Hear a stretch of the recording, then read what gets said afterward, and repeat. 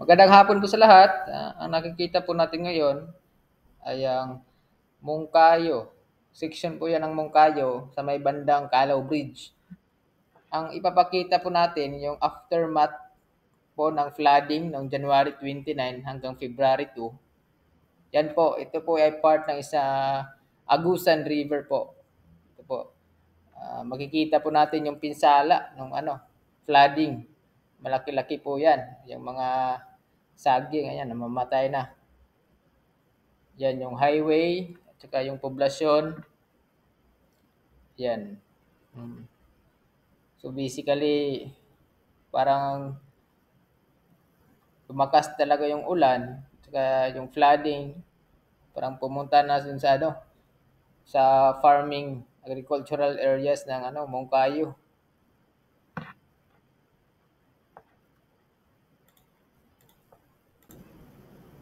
Quick review lang po tayo. Makikita po natin dito sa Google Map. Ito po yung picture ng na kuha ng satellite. Yung Calao Bridge. Ito po.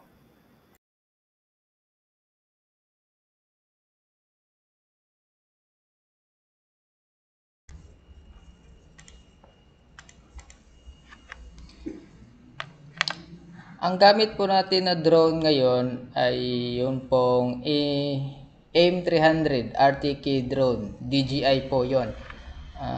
Yan po. Malaki-laking drone po yon. Malaki po yung camera niya. Maganda po yung kuha. Yan po. Yan, makikita natin ang lapad ng river at ang sakop niya, yung mga bank at saka yung mga niyog, agricultural na mga plantation. Yan po.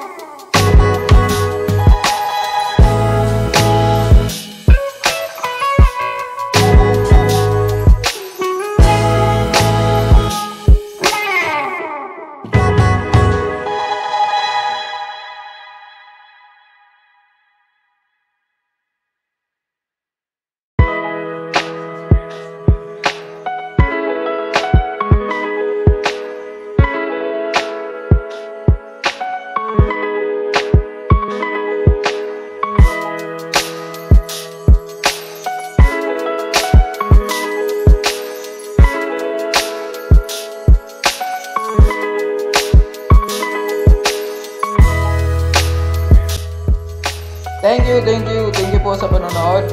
Please like and share and hit the notification bell for more videos. At i-upload po natin yan sa mga susunod nating palabas. Thank you!